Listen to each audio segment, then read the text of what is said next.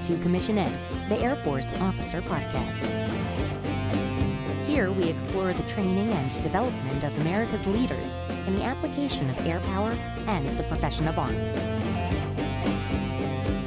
The views expressed are those of the hosts and do not reflect the official policy or position of the United States Air Force, Department of Defense, or the U.S. government. The mention of companies by name is solely for the purpose of discussion and should not be implied as endorsement. Welcome back to another episode of Commission Ed, the Air Force Officer Podcast. I am Colin Slade. And I'm Reed Gann, and we're your hosts for Commission Ed. Colin, looking forward to this interview today. Why is that, Reed? Well, as our audience will hear, so much of what he talks about is something that I feel deeply in my bones as a former instructor at AU.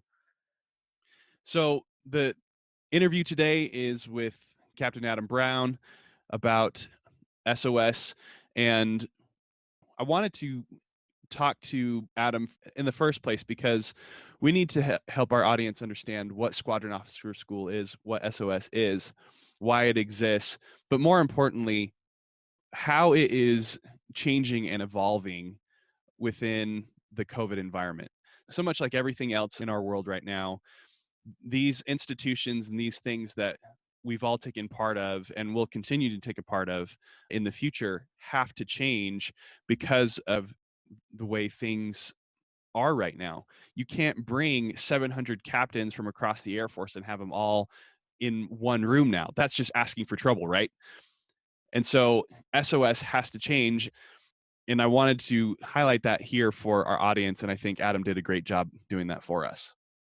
Yeah, absolutely. So with that, why don't we turn it over to you and Adam, Colin? All right.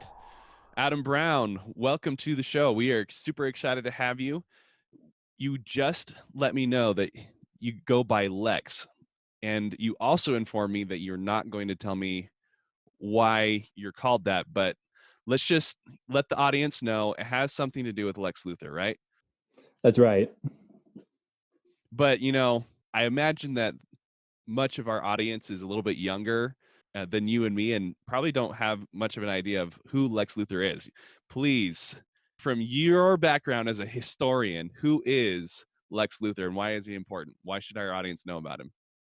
So Lex Luthor, he is the enemy of Superman.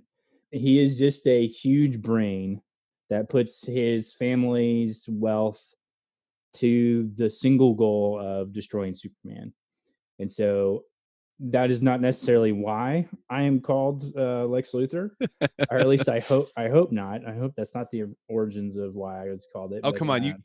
Aren't you an evil mastermind with a huge brain and tons of money? Yeah, I don't know about any of that. I know that I look similar to him. I mean, we both have some pretty shiny heads. I don't know. From my perspective, that's about as close as we get. All right, man. Well, welcome, Lex. We're excited to have you here on the show. I'm going to turn it over to you here to introduce yourself, give you our audience an idea of who you are, where you're from, what led you to join the Air Force, how you got in, that sort of thing. I appreciate it, Colin. So I am originally from Arkansas. So my hometown is Fayetteville, Arkansas, which I graduated from the University of Arkansas as an ROTC cadet. What'd you study? I studied history. So it kind of comes full circle now that I'm getting my PhD in history now. But I got my degree in history and then commissioned. So I've been kind of my Air Force path. I went to San Angelo as an intelligence officer. Then from there, I went to Moody. And really, I got a really awesome experience there with working with the combat search and rescue guys and the A-10s as well. And then did a little bit with the expeditionary cops that are on the other side of the base. But I claim that was my first assignment, was working with the PJs, the H-860s, and then the HC-130Js. The big ladies are who I call home because, spent a little bit of time up at the operational support squadron. And then they claimed me as one of their own. And actually one of the guys that's in SOS with me, he just got here, is an old friend of mine from back in the squadron. So it's it's funny how those things come full tilt. And then from Moody, I got a chance to deploy out to southeastern Turkey and kind of help my combat search and rescue guys, really provide some cover on Operation Inherent Resolve. From there, I went on the other side of the country and became part of Nellis. Originally Creech, working with the RPAs up there, or the drones up there, and then transferred down to Nellis and worked on the signals intelligence support to those RPAs out there, and then also some other cool ISR stuff. And then I drug my wife, who I met from Georgia, all the way out there. And then we found ourselves right back here in Montgomery after a glorious deployment to Afghanistan, where I was working with the headquarters up there. But yeah, and here I am here at SOS with a wife, 3 boys, and 3 dogs. Wow. So it's been a ride, and that's my Air Force journey so far. Yeah, that's really cool. That's so awesome that you as an intel officer have had that unique perspective working with the special ops side of the Air Force, especially the CSAR combat search and rescue mission. There's some pretty incredible experiences attached to that. Oh, absolutely. It's the thing that I love most about that community is just do it attitude. And I kind of adopted that from that. It's like, at the end of the day, we have to go get that guy or gal that's down on the ground and get him back, because, we saw it in OIR, especially the brutality on the ground. So it kind of painted us a picture of like, this isn't somebody who adheres to the Geneva Convention when it comes down to it. And so the time is of the essence feel when we were down there was always surrounding us. But it's also, you had some of the most sharpest individuals there, the most tenacious individuals, as you would expect from that crowd. But there's not just one specific experience that I could point to, because there was just, my brain is just flooded with all the memories that are coming back now of all the awesome experiences that came from that. Oh yeah. Well, then a lot of those things need to remain classified for various reasons, and would love to be able to talk more about that stuff, but obviously cannot. So let's shift gears to what it is that we are here to discuss today. The Squadron Officer School. You are an SOS instructor. How long have you been there? So I have been here since November, so not quite a full year yet. But you find that most of the people in at least my squadron, at this point, everybody's shifted out. So it's like 4 or 5 of us that are remaining that haven't even been here a full year yet. You're the old guy. Yeah, it's crazy to think about a year. Normally you'd associate maybe a year and a half. You start becoming the old guy, but not less than a year. Well, cool. In the time that you have been there, you've seen the old structure of how SOS operated, and now things are different and adapted because of the coronavirus, COVID-19. And just like everything else on planet Earth, SOS going forward is going to be different. And so we wanted to come together here today to talk about, one, what is SOS? Why does it exist? But then also kind of paint the picture for our audience on what those changes have been within SOS and what it may look like for students and instructors sometime in the future. Gotcha. So why does SOS exist? That is a historical question if I've never heard one, but in the sake of time. So SOS is the first primary military education opportunity that all junior air and space officers will go through, or have the opportunity to go through. Unlike some of your other developmental education opportunities that officers will encounter later in their careers, this is the one that's guaranteed 100% opportunity. Right. What is meant by 100% guaranteed opportunity? So 100% guaranteed opportunity is that if life happens, right? There are going to be circumstances that some officers can't go in residence for whatever reason, but it's a choice. So every officer that wants to go to SOS gets to go to SOS. So that's what I mean by 100% opportunity compared to those that, want to go to ACSC or Air Command and Staff College. But not everybody gets to go in residence to Air Command and Staff College. That's what I mean by that. Yeah. So being a student at SOS is not a competitive thing. You don't get boarded. You don't get selected. Everybody at some point during their career, they have the opportunity to be there in residence, there on campus at Maxwell Air Force Base. And if they are unable to do that for some reason, then they can still complete the curriculum, but through an online learning format, distance learning. Right. And so that's the student side. And then going forward, there's two types of instructors that are going to be going forward. Those captains and majors that are boarded, that want to go and just do the SOS instructor gig. And we've got some really sharp individuals coming in over the next 6 months to a year that really just that pure passion for teaching. And then you have the Air Command and Staff College fellows, who are those students that are going on to their next level of professional military education, but they're going to take a year on the front end to do an instructor gig down at the Squadron Officer School. Yeah. So the first category there, they are selected through the OIRSD program that we have covered here on the podcast previously. As you mentioned, that has attracted some people who are passionate for the teaching side of being an officer. I didn't know about the ACSC Fellows program. That's pretty cool. Yeah, and I can't speak too much on the fellowship program because the only part of the fellowship program that I'm intimately familiar with is the fellowship A, because I know there's an A and a B, and I'm not too familiar with the B, but the A is, you get these really just incredible individuals that are coming to share their knowledge and their experience with the students. And so it's really a awesome experience to be able to work with them and be able to work with just the amount of specialties across the spectrum.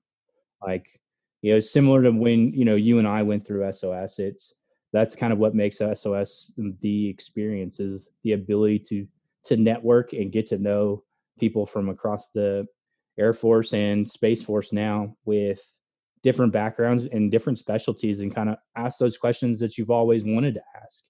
Like, why does finance take a day? Or, just ask some of those really, you have no idea, like, and you don't really know anybody in that career field that can really answer those questions. And that's kind of another benefit of SOS, is you're on the Air University circle.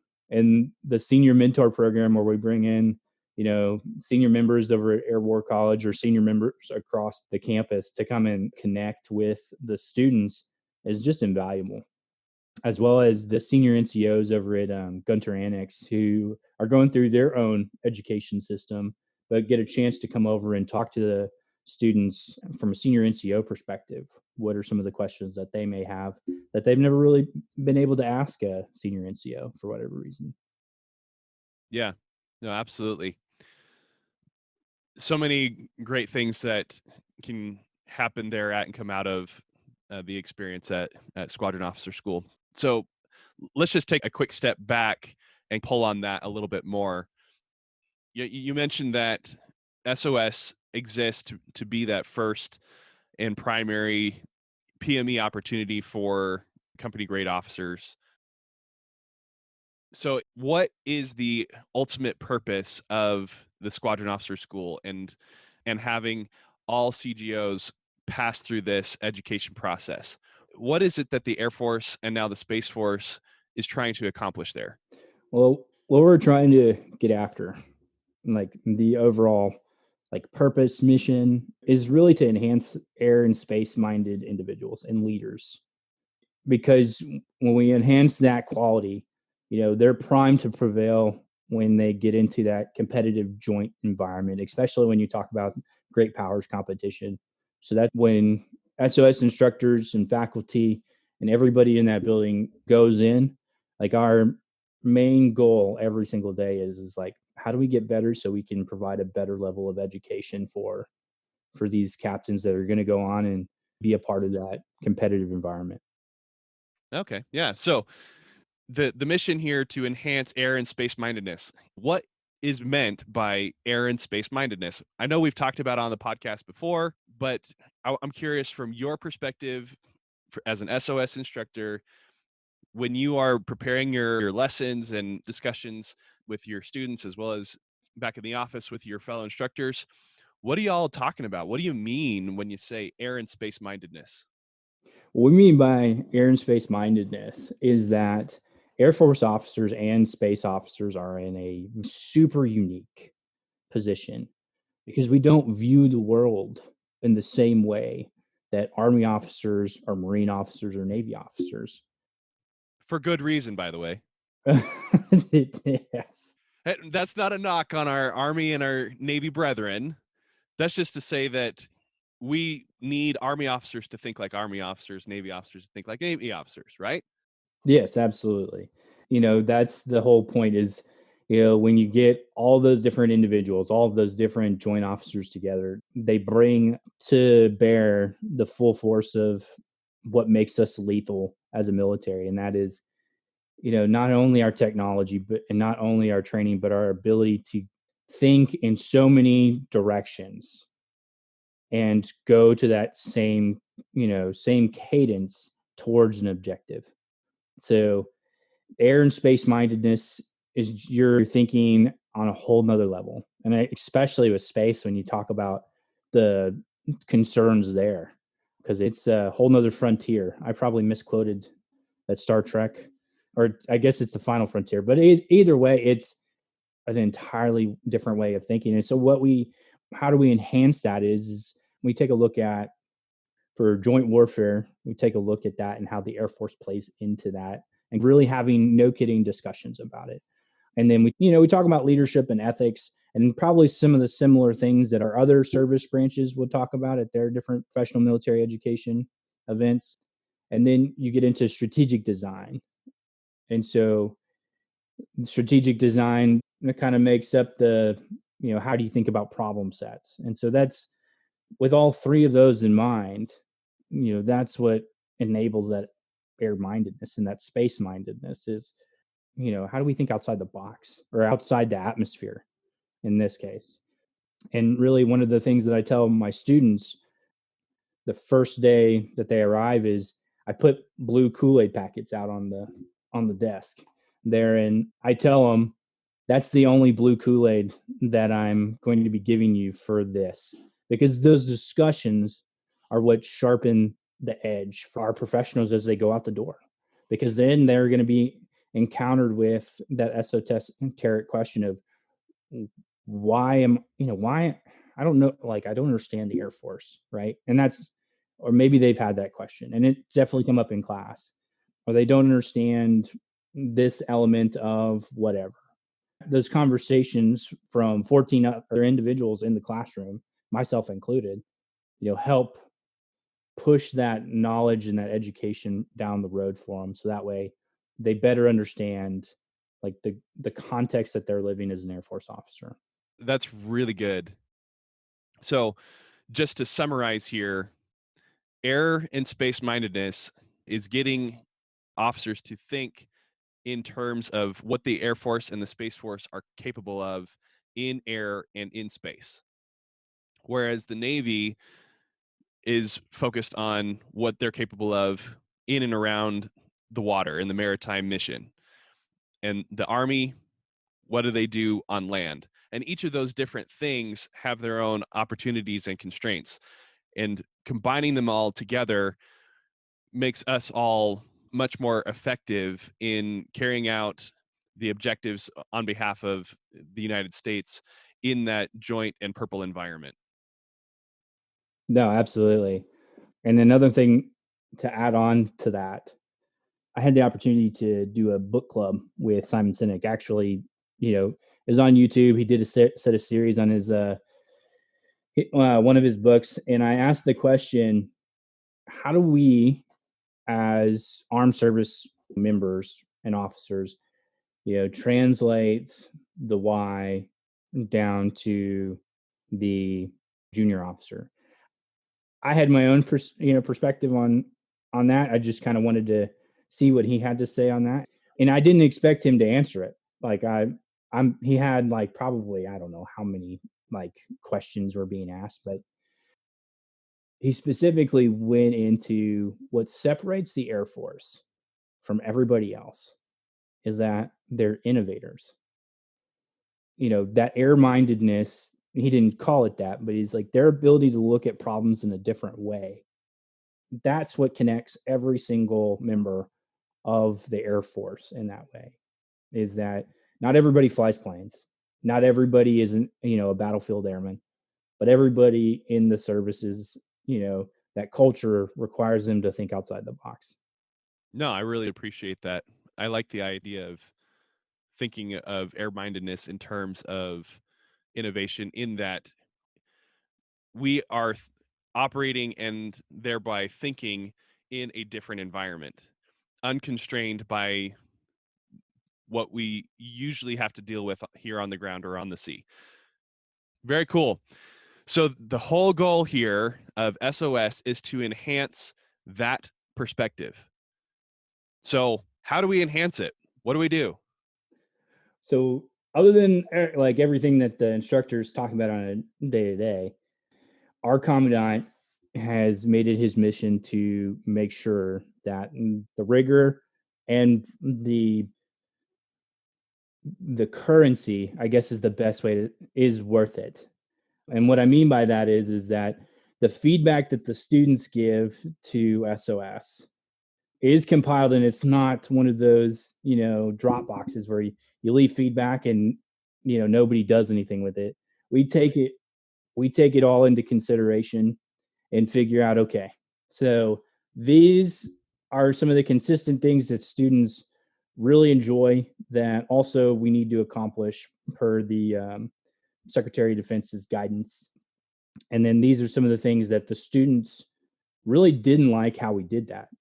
And it's like, all right, well, how do we get after that? So it's, I've had students come in and they're like, oh, well, I've been told. And I go, well, I don't know what you've been told, but how about you're here, you tell us what you think about the class this time. And so that rigor, that non-stasis attitude and just getting after, giving them the best education that we possibly can is how we kind of sharpen the edge for them, but also with other things such as like think tank, where you're competing to be on this team to solve a specific problem with different coaches coming in from all across SOS, and then some other of the senior mentors that are also coming in to kind of give their thoughts on where they're at in the process.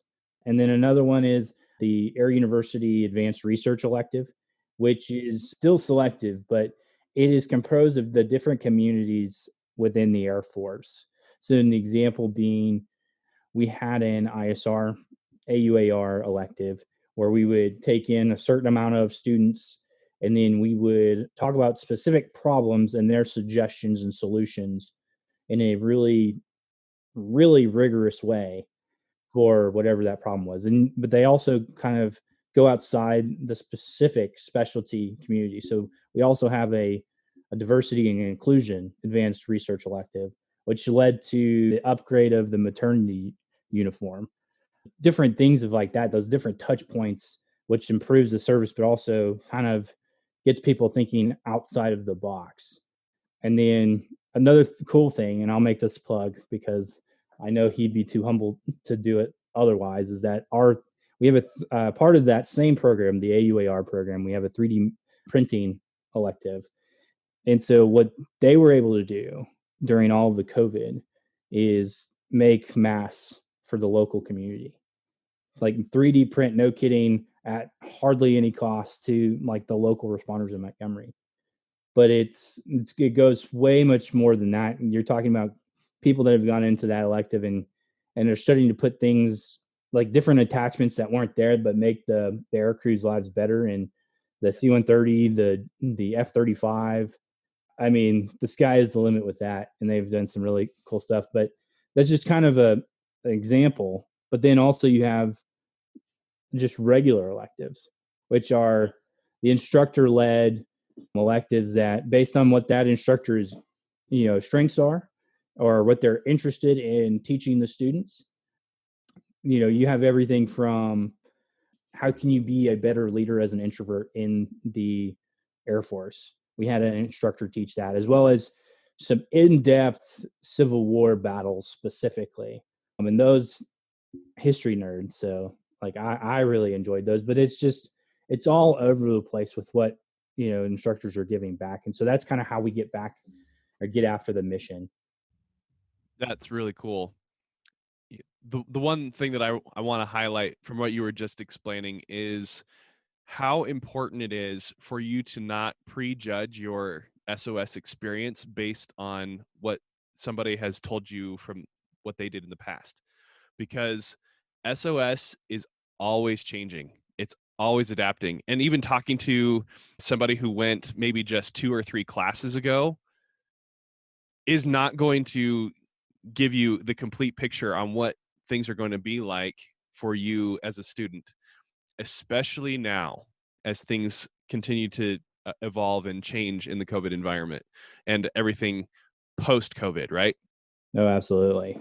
So let's kind of go back and paint that picture of how things are operating now, how things have changed in this new environment. What can students and anybody who's coming in as an instructor can expect being part of SOS in the COVID environment? So this next class is entirely virtual, but it's your TDY in place, attending it on virtual. If you've gone through a online master's program or some type of higher level education online program, it has some of the same parts, but it's not going to have the same feel, because we're still going to be meeting with students on Zoom, talking about the last couple of days of whatever the material is that you've gone over.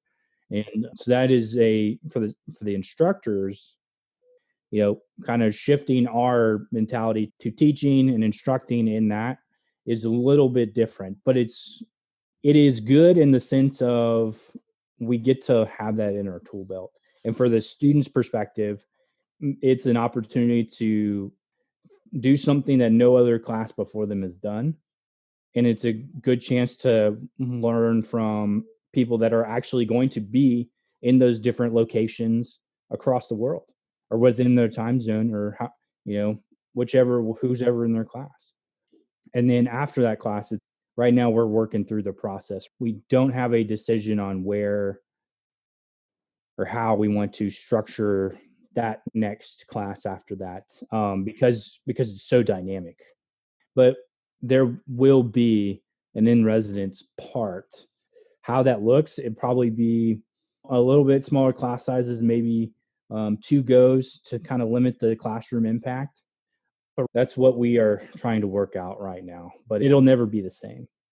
In one aspect you can look at it is it's good, because that means we've done it, and we know the students that go through will have an experience that's not like any of the others, and it'll be an experience hopefully they can take forth as they grow as Air Force officers, because it's not going to be limited to just SOS. If we get another shutdown in a year because we still haven't found the vaccines, how are they able to do that within their own work environment? You got to continue to train in whatever way you can. So hopefully, the students are taking a time to kind of take a step back. It's like, what can I pull from this? Yeah, for sure. I like that there's still that goal to get everybody to have the in-residence experience, because that is really important. That is one of the biggest takeaways that I took from my SOS experience, is the really critical, important in-person discussions that happened with my class, that bonding that happened with them because we shared a physical space together, both in the classroom itself and being able to to read expressions, body language, and that sort of thing as we're talking about some of these really difficult topics, both on the strategic side of the Air Force, but also on the social side of things. You mentioned diversity and inclusion earlier. Those are really critical discussions that are best done in person so that you can get what's being said both verbally and non-verbally, right? No, absolutely. And that's the common comment out of everybody, no matter what was going on during your SOS experience. The buddies that I made at SOS, I still keep in contact with them today. It's that social aspect that helps you learn, because everybody has a different experience that they're coming from. And you're learning from, your wingman there, who's actually seen what it's like in Germany, or knows in depth what the process is for whatever question you may have. Just those experiences make SOS what it is. And those connections you can talk about it all day, how important they are, but it's something that will never be cut from SOS because of the importance it has. So what it's going to look like, broad strokes for both student and instructor, only the future knows.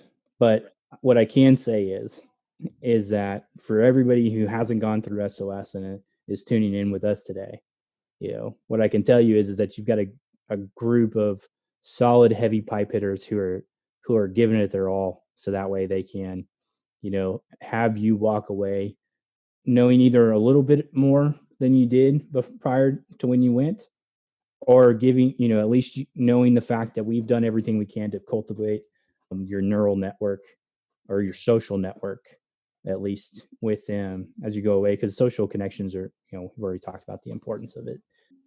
But for those that am coming up, I've had a couple of my friends and other people who've been referred to me asking questions about SOS and what do they need to do if they're interested in becoming an SOS instructor. I would say the first thing you need to do, just as you would with any other opportunity that's out there, is think about why you want to do it. Really, what would your purpose be going to SOS? I think it's awesome, but my awesome is different than your awesome. Yeah, so there's that Simon Sinek again. You start with why. Yeah, that's right. He's awesome, but he's right though. Like, life is so much different for every single individual. So really what I've told him is really think about why you want to be an SOS instructor. For those that have a desire to have an academic career in the Air Force, awesome opportunity. For those that want to lead or have that leadership experience, I mean, you're talking about now it's every 5 to 5.5 weeks, you're leading and facilitating a course for 14 different individuals that are either in your peer group, or if you're a major, you're having 14 captains every single 5.5 weeks. So that gives you just a ton of leadership opportunity to engage and kind of develop the future leaders. There's lots of different reasons why you want to go to SOS, but what I ask of everybody who's considering that is be motivated to come with a growth mindset, be knowing that it's okay, if you fail. I had an old commander who gave me that old sage wise advice of he's like, Lex, I know you're upset. And I failed on something, and he goes, but is anybody going to die? And I go, no, sir, no, nobody's going to die. He's like, well, then I'd say it's a pretty good day. And so I've kind of taken that mentality of it's okay if you fail, but as long as you fail while you're trying, you'll learn something from it and you'll get better. And that's a part of growth mindset. So when you come to SOS, you're going to grow. You just have to make sure that your mindset's in the right place for it to grow. And then the other piece of that is just make sure that your leadership knows, like early in the process, just like any other opportunity, because if they know, they can advocate for you. And another piece of this is that if you want to go to SOS and you know somebody that's already there, make sure that they know that. So that way, the SOS leadership now has a connection made with that. And that's not an end all be all, but it's, those individuals that are, voicing up, and it kind of goes back to making your voice heard, that you really want to go to SOS, because there are people that truly want to come to Maxwell and be a part of this community. So the last piece of that is find your own voice. We talked about earlier, in the session, that what makes every instructor great at SOS is what they bring to the team. For me, I am a total history nerd. And so when we come to talk about specifically historical foreign policy, I'll sit and talk for 2 hours and give you all sorts of examples. But then you have those that are, air crew who can give you no kidding experiences from when they've been to X, Y, and Z, or you have people, space professionals, that are giving their perspectives. And especially when you talk about, the new space elective that SOS is incorporating into the curriculum for those new space professionals, for them to grow. So whatever your voice is, make sure you hone in on that. And then if you want to know what we're reading or what we're telling to the students, there's a couple of good reading lists out there. One is Chief Staff of the Air Force's reading list, which is always a good one. On Goodreads, there is a actual a SAASS reading list, part 1 and 2, because they read probably 120 books or more during that, or those advanced degrees. And then you go on and you find all the different reading. And even on the Maxwell page, they have some of the curriculum and syllabuses from some of the older Air Command and Staff College lessons that you can really take a look at and see what they previously read. It might not be what they're reading now, but it's still valid.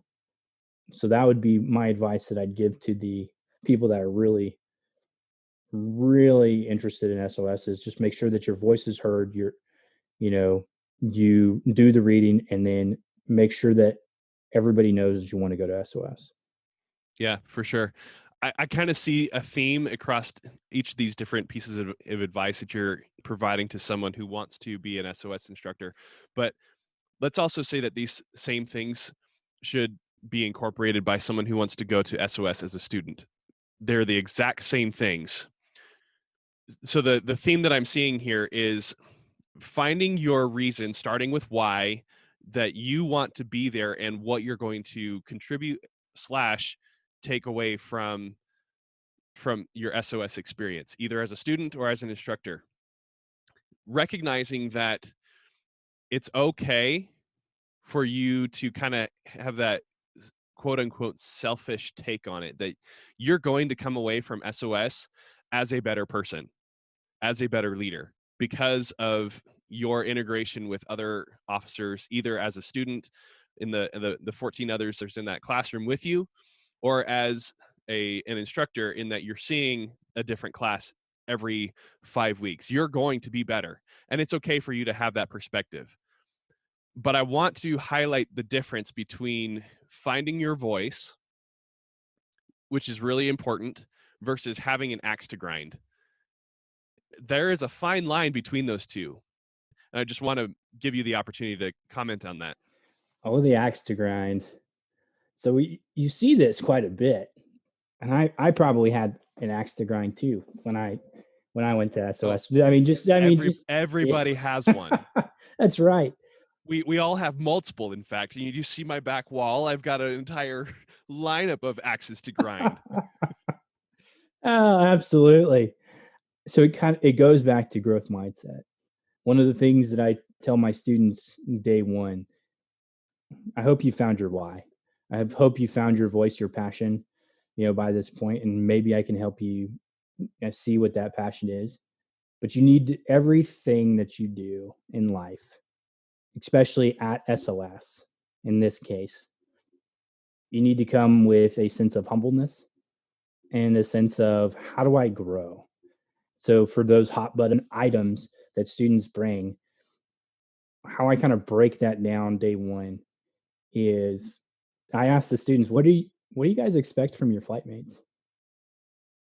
Yeah, I asked them, whatever their expectations are that they put on themselves, that's what I'm going to hold them to, in addition to like the schoolhouse standards.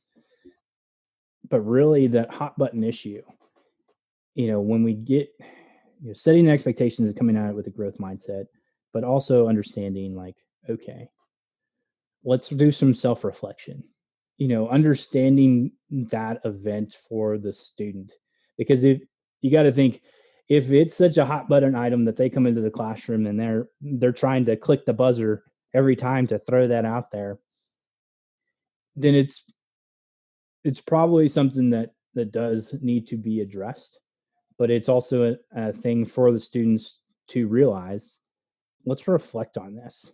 Kind of getting into that emotional intelligence piece of what makes us leaders is understanding why we feel the way that we do about certain things. And then also, realizing how that makes us come off to the rest of the world and how do we move forward. No, yeah, I love that.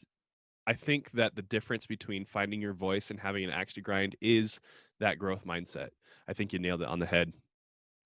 Well, very cool. There's so much more that we could talk about with SOS, but I want to shift gears here and give you the opportunity to wax eloquent from the historical nerd mindset. You have recently started a podcast and I've listened to it. I think it's fantastic. And I want you to be able to share with our audience what you're trying to accomplish with the 7 a.m. history podcast. Yeah, it's 7 a.m. history, your history on the go. So I am a huge podcast nerd. Some of my favorite podcasts are Dan Carlin's Hardcore History, and then the Stuff You Missed in History class. And then at the same time, you have what I'm doing for coursework. And then for SOS experience, they all kind of converged on one. And, I was talking to some of the other instructors, some really close confidants of mine. And I was just like, should I do this? I could probably opt out and say, listen, I've got all this stuff going on in my life. Why would I put out a podcast? And then a couple of role models of mine, which is my mother and my sister. I was talking to them and they go, you absolutely should, because that would give us something to listen to on the way to work.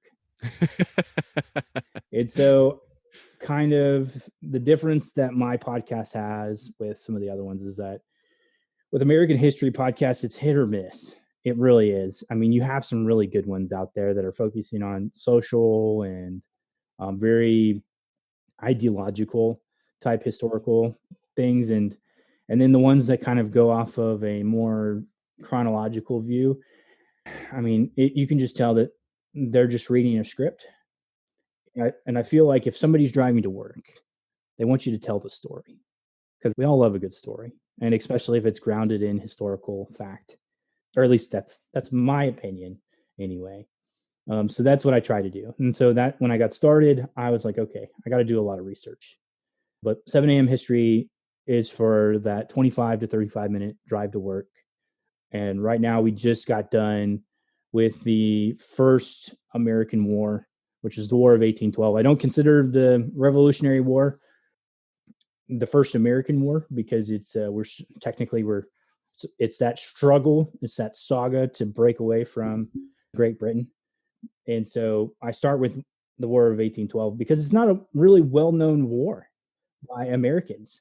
All right, we know Andrew Jackson, we know that the British burned down DC, but there's not a whole lot of other context to that. And the Star Spangled Banner. And the Star Spangled Banner, yes, absolutely. Which that was so fascinating, to find the nuts and bolts and all the key story elements of how that came to be. But so I start with the War of 1812 and I break it down into 25 to 35 minute segments. So we just wrapped up with the implications of the War of 1812. And so going forward, and I'm going to be looking at things like the Battle of the Thames, the Battle of Lake Erie, the U.S. Constitution, which that one has special significance for me because I was deployed over there with the 1st Armored Division, which gets their heritage from Old Ironsides, the U.S. Constitution. So, which I always find fascinating when you find heritage, Army units just claiming heritage from Navy. And then Tecumseh. I'm more excited to talk about Tecumseh after doing the research for the War of 1812, just because of the impact that man had. And then the next series is going to be on the Mexican-American War. And if you think about it, that's the war that a lot of the Civil War generals during the time, that's where they gnashed their teeth at, was in that war.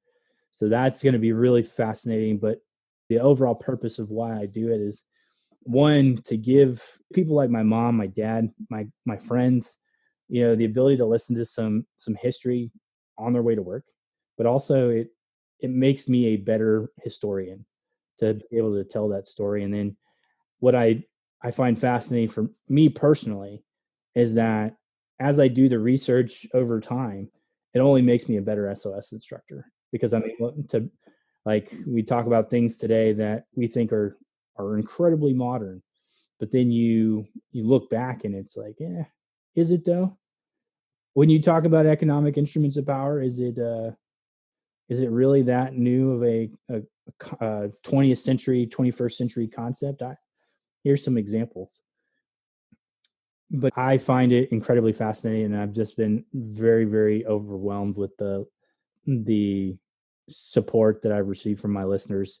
And even at SOS, I mean, I brought it up to our Learning Sciences and Technology division, and they're like, how can we help you? And I was like, that's awesome. And the thing about podcasts is that just like this, the connections, it's a network of just so many different ideas and connections that are being made across the spectrum. And so where you can find 7 a.m. history is on Google Podcast, Stitcher Podcast, Podcast Addict. Right now we're trying to work the artwork to get on Apple Podcasts good side. So, but that's where you can find us. And then really, we're also on Facebook. We're also on Instagram. And it's one of those projects that over time will probably make it a little bit more engaging for the audience, because the amount of comments that we've been getting and emails that we've been getting has just been like overwhelming, to the sense of like, all right, got to be a little bit more methodical about this. I don't know. It is just a fascinating world, for everybody that's listening out there. It's 7 a.m. history at gmail.com, and look us up, give us feedback, because, just like SOS, it's the only opportunity that I've found where I really can sharpen my skill sets and grow, not only as a historian, but also as a leader and a storyteller. Oh yeah, for sure.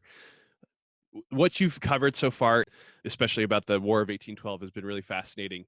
And being able to see the parallels between what was going on then to what's going on now, you kind of already mentioned it. We think that what we're experiencing now has never been seen before, but that's not true at all.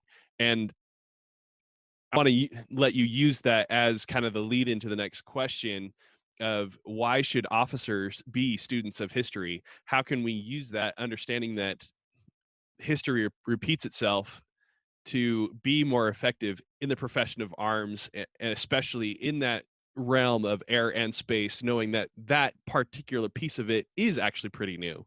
So how can we as air and space officers be more effective as students of history? So as students of history,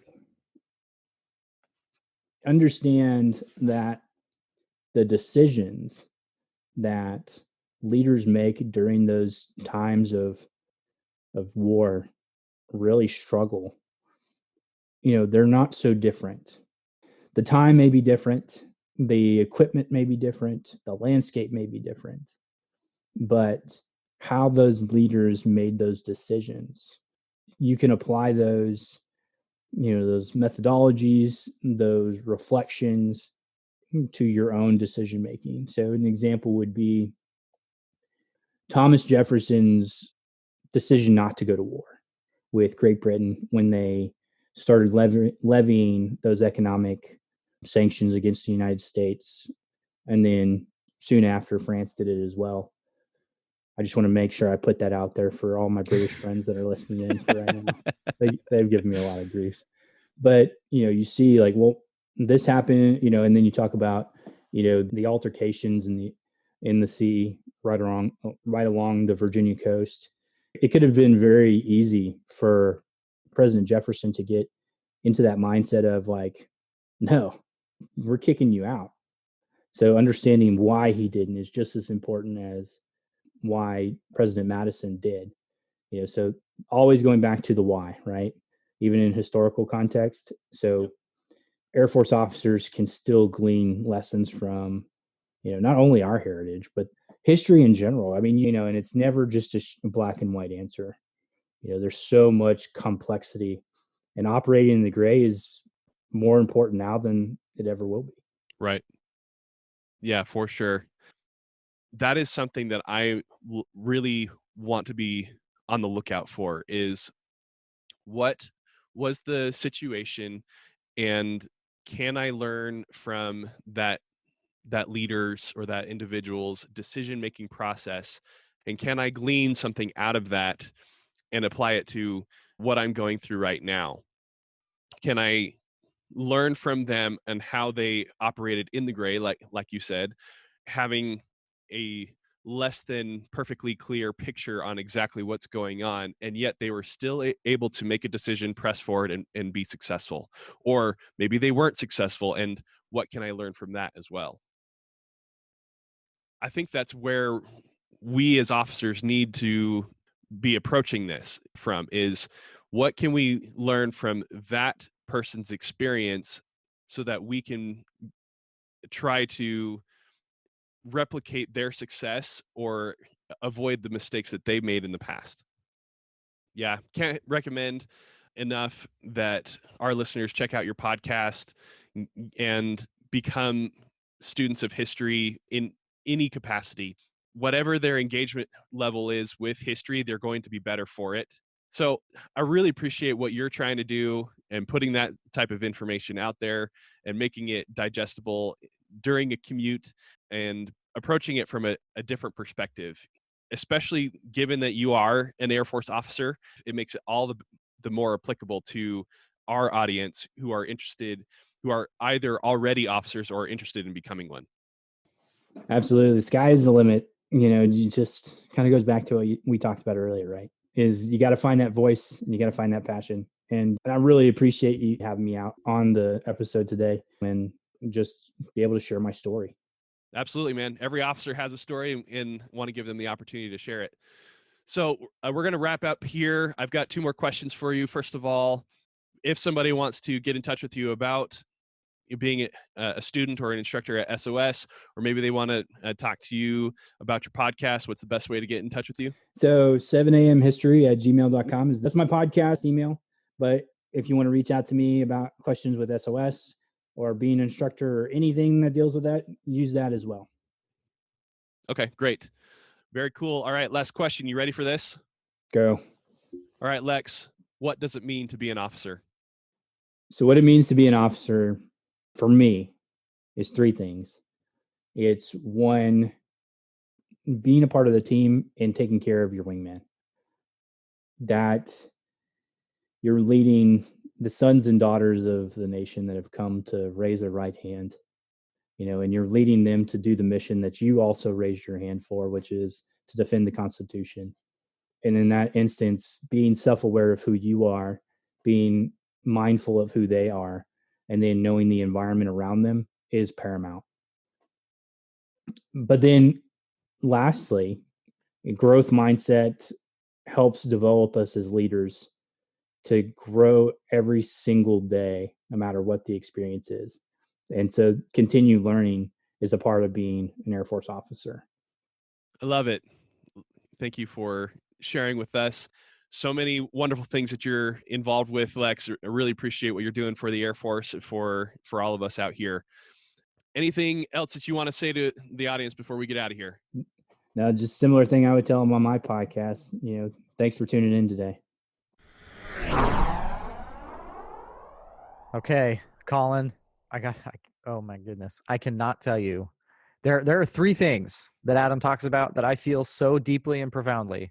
I gotta lead off with these. Okay. So coming from being an instructor, especially there at OTS, there are three things he mentioned that are absolutely true. And this will be the case for anybody who's going into an instructor position. So the first is the access that you get to people with different AFSCs and different ranks in education in a teaching environment like that is unparalleled. You're never going to get that anywhere else. And it's fantastic. I shared a cube wall with a security forces operator right next to a PA officer, right next to a maintenance officer, right next to another cop. And it was just fantastic. I learned so much from them and from their experiences. And he mentions how great that is. And it is absolutely true. Completely agree. Absolutely love that. Yeah. And that is replicated in the student experience as well at SOS. And that's kind of the point of going there, is that you get to rub shoulders for those 5.5 weeks or however long it is at the time that you attend. You get to spend that time with officers outside of your career field and experience. Yeah. And it's a fantastic, irreplaceable opportunity. Couldn't agree more. All right. The next thing is he talks about how every single class is different, meaning sometimes you'll have a class that is firing on all cylinders. They are doing a great job. Everything's fantastic. And then you get another class and like they just can't figure it out. And that is such a challenge. And Colin, I'm sure you've had this, right? You had some freshman classes, you're like, oh, let's just commission these folks right now. They're on top of it. And then other freshman classes, you're just like, oh man, 4 years of this, right? It's tough. And it is absolutely true. It is absolutely true how every class can be different. And let's also flip that around with respect to the actual training environment. The OTS I went to is different than the OTS, the class after me. It is different than the OTS class that happened a year ago and the one that's going to be a year from now. I'm super proud of the work we did to kind of outline what OTS looks like and try to put that out there for our audience. But I want to point out that that is a snapshot in time. It changes constantly. And I find that both exhausting and refreshing at the same time. Our desire to get it right never ceases. And so we will continue to work, to needle, to change, to fix, to address every single class. So always take our advice, when it comes to the commissioning sources with a little bit of that tempered flavor of, hey, I know things are going to be slightly different. But yeah, every class is going to be different. Yeah, for sure. And there is some of that in the operational Air Force too, that because people are constantly rotating in and out, that you're going to find that some units just gel and fire on all cylinders, and they're just humming along, having a great time, being super effective. But then other times, even in that same unit, someone will rotate out and it completely changes the dynamic, and all of a sudden things are no longer as awesome as they were, or you get somebody else in and things were terrible and now they're freaking amazing, right? So change is your constant companion throughout your career, through the training environment, through operations, and then until you leave. And oh, by the way, the same is true while you're in the civilian world too. Yeah, we need to help you to have the skills to manage and work through that change. So absolutely. All right, last thing for me, and I could see myself in front of my flight during Flight Commander Welcome saying this exact thing. He talked about how the learning experience is up to the student. That is 100% gospel truth. So the instructors, the staff at any training or education experience, they are genuinely working hard to give you a wonderful experience, but your experience is 100% up to you. You decide.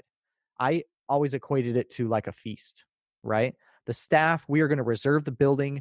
We are going to put the chairs and the tables out. We are going to get the fine china and the silver. We are going to prepare the meal. We are going to hire the chefs. We're going to get the wait staff. We are going to make everything perfect. But your dining experience is up to you. If you sit down at the table, put your feet up and refuse to eat, I can't I can't make you eat this incredible meal, right? Like, I cannot put the fork in your mouth for you. That last bit is up to you. So when he started talking about how a lot of students come to SOS with this attitude of, oh, this is going to suck, I'm just going to, get through it. And that's what they get. That's because that's the experience they wanted to have. If you come in with an attitude that, I can actually get something out of this, I'm going to put in a little bit of work, it will be what you make it. And I absolutely cannot emphasize that enough for our audience. If you go to a training experience and it's bad, the first place you need to look is inside. What could I have done? If it's not challenging you enough, make it harder, right? If PT is not hard enough, how do you make it harder? Do you go faster? Do you do more? Like, whatever it is. So that was just such a huge, huge point of agreement between he and I in our experience. Yeah, and it makes me think about the conversation that we had a couple weeks ago as we were reviewing our performance on this podcast over the last year. We talked about how the sharing of information on this medium through these episodes is not enough, because the airwaves are just wafting over you. Yeah, you're making the effort to turn the episode on and listen to it, and thank you for that. But that's the effectiveness of it. Unless you, as the listener, as members of this audience, as someone who is currently serving as an officer or wants to become one, makes the decision to do something about it. You have to engage with the material here on this show, in the training environment, or even in the operational Air Force. You have stuff there that has been prepared for you by other experts for your benefit. And if you don't use it, then that's on you, right? Yep. And we've talked about how individual growth is an individual responsibility. So yeah, anyway, just he brought that up, and I could not let this opportunity pass to bring it up again. Appreciate you taking the time to do that. There's something that I want to have a discussion about. That Adam brought up about the importance of SOS and bringing together all these captains from across the Air Force in order to enhance their air and space mindedness. Well, first of all, I know we just listened to it, but let's refresh our memory. What does it mean to be air minded? So the book answer, because I'm in the middle of my own PME experience, is that air-mindedness is unique, that it's power projection from a distance, that we do not view the problem sets geographically. We view them in 3 dimensions, in time and space. That's kind of the book answer. But I think the one that is key is that it is innovative, that we are innovators, and that is what makes airmen and air-mindedness unique. But is it though? Are we actually innovating on a regular basis? That's what I want to discuss. I totally can grasp this idea of air-mindedness, that we are operating in actually 4 dimensions, the 3 dimensions of space and then the time dimension.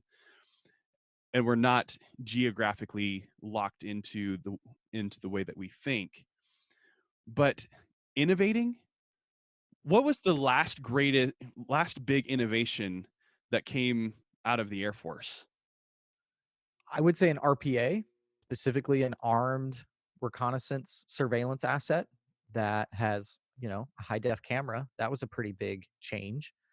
I'm with you though. When he said innovation is what makes us unique, the first question I had is exactly what you did. Is it? And it's something about that, and it's such a huge emphasis right now. And Colin, you and I have been reading a book, not together, but we read it nearly at the same time, Stan McChrystal's Team of Teams. And he talks about how for true innovation to happen, you kind of have to get rid of a lot of the normal things that we associate with the military, a very specific rank structure. You have to get rid of this power dynamic where there's somebody at the top and then a couple people below them and a couple people below them. And you have to get rid of that in order to really connect with the ideas and move at the speed of innovation, and how that is the antithesis of the typical DoD military infrastructure. How, I mean, it's almost one of the first things you ever see when you hear about a new organization. Welcome to the 70th Operations Support Squadron. And then the next slide is a flow chart, an org chart. The commander, DO, first shirt, superintendent, flight commanders. And that, like, it's just, this is who we are. And yet at the same time, our entire service was birthed out of the idea that the way people were employing air power was insufficient and inadequate. So did we just innovate once and then it's just iterations of that? I don't know. I don't have an answer for this, but I'm not feeling it. And maybe that's a failure of my ability to learn and grow individually. Maybe it's a broader systemic issue. But yeah, I'm with you. When he mentioned this, I knew we were going to talk about it. Yeah, something that comes to my mind when we talk about the way that the Air Force operates is there's this idea that you equate efficiency with effectiveness. And let me tell you what is really efficient.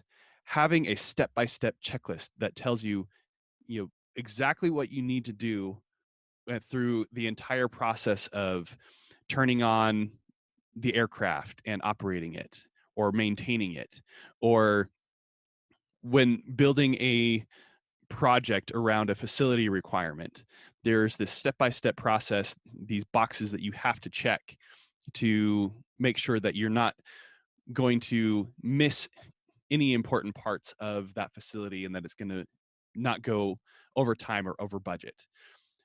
That there's this checklist for submitting your performance report, or setting up your travel through DTS, or pick any other process. It does not matter what it is in the Air Force. It has some sort of checklist. It has been outlined and it tells you that you have to follow these steps. You cannot deviate. Otherwise, you will break the system and it won't work, right? And we have perpetuated that concept even in our own podcast. What's one of the first things we do when we talk about an organization, an institution, or a process? We go to the guidance, right? You and I, when we bring up a topic, let's use the GI Bill as an example of a recent episode that we talked about. What's the first thing you and I do when we decide to do an episode, right? We start Googling and look at the joint pubs, the DoD pubs. We look at the Air Force doctrine. We look at the guidance. And if we didn't have a checklist, we build one. And then we offer it to our audience. Here is how the GI Bill works. And what we're getting at, and I think you and I are both finally realizing, is that that is going to shackle us and prevent us from innovating if that's the culture and the system that we have.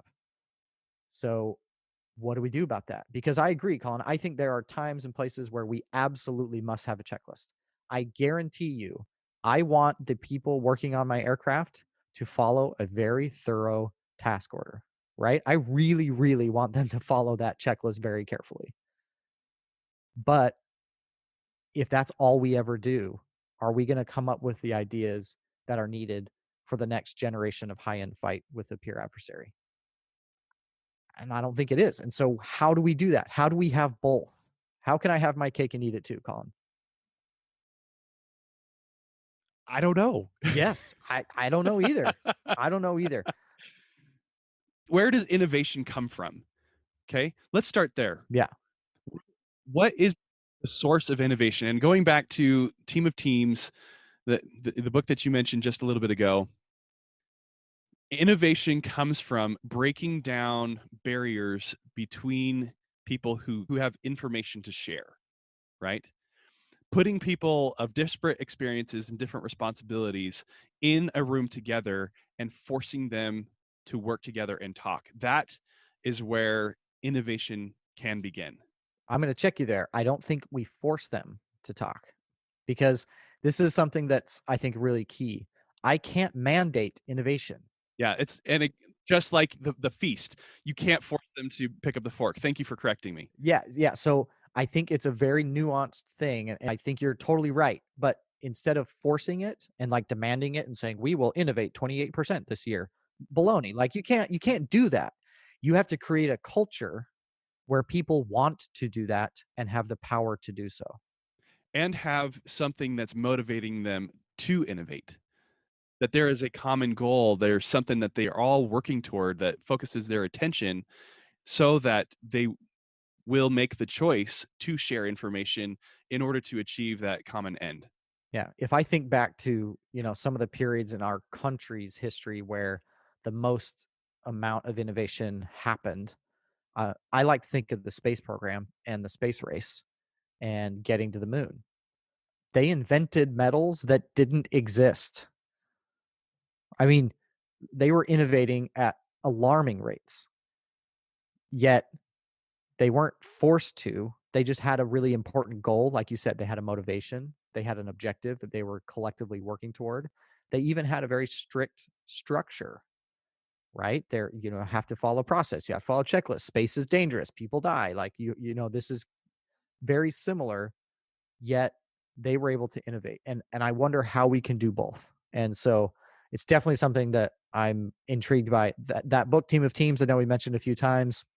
Go read it, audience. It will change the way you think about how we are organized, how we work with other organizations and groups. And it's definitely something that's given me a lot to think about. Well, I think that there's something very important to mention that we haven't touched on yet, and that is the role of the leader in the process of innovation.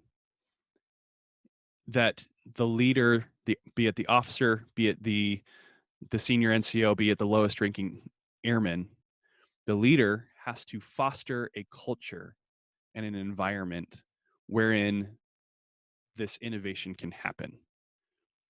That they are going to provide that feast again. There it is. Here are all the things that you need. Now, the rest of you make the choice to innovate, to share information, to collaborate on the problem set that's before us. The leader or leaders have to consciously make that decision to create that environment. And that's actually a really hard thing to do because you have to get out of your own way. Yeah, you have to let go. I think the model that we have in our mind is that leadership is me. Leadership is me doing stuff. And I hadn't connected these two before, but it isn't you doing stuff. It's you enabling those who can to do. You are one freaking human being. And if you think that all the good ideas that are ever going to happen in the world are going to come out of your two hemispheres up there, you are wrong. It simply isn't going to happen. Now, it doesn't mean you don't have good ideas. It doesn't mean you can't innovate, but the true source is the other people in the room. And your job as leaders, like you said, create the environment where that can happen. Really hard thing to do. But you know what?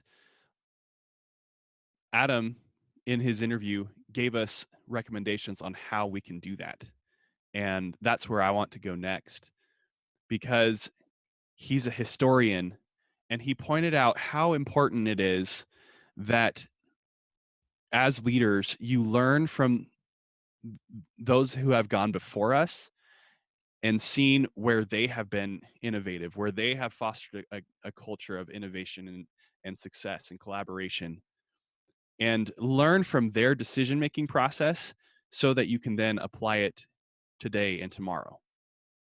How important is that lesson there? That's why we still have historians, because it's crucial. Former Secretary of Defense Mattis said that he never encountered a problem that he hadn't already decided how he would deal with it because of his reading, because of his study of history. Can you imagine being confronted with a challenge and going like, oh, yeah, I got a model for that? That's powerful. That's super powerful. Yeah. So on that note, go check out Adam's podcast, 7 a.m. History, as well as the many other great options that are out there. Dan Carlin, Patrick Wyman. Go check out a book from the library, just walk the history aisle and pull something out and read it with the intent to learn from the author or the people that are presented there about their decision-making process, so that you can have that model ready for the future when you come up against it, because you will. It is going to happen. Yeah, absolutely.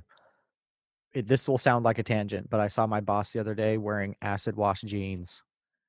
And I thought to myself, wow, everything is old and new again, right? These things will come around again. The same types of problems, the same situations. Yes, with different technology, with different geopolitical circumstances, but the principles that underlie them will be the same. And that's our job. That's our job, is to be ready for that. Yeah, and funny how we just came full circle about innovating, and that change is constant and you need to be ready for it. But at the same time, there's nothing new under the sun. That if you look back in history, same people, different names, right? Same situations, different dates on the calendar. So it's just this dichotomy that everything is old and new at the same time. Everything is innovating yet staying the same.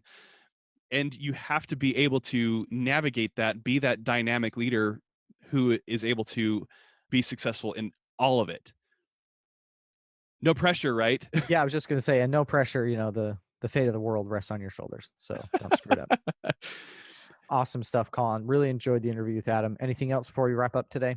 I just want to say thanks to our audience for tuning in today, listening to this episode. And if you have found value in the discussion that we had in the interview with Adam, here in our commentary, or any thoughts that you may have had, we encourage you to share those with us in the Heritage Room, engage with us on social media, through our email, but most importantly, share it with somebody in your sphere of influence. Be a leader, develop more leaders, and help others to learn what you have learned. Good stuff. Thanks for joining us for this week's episode of Engineering.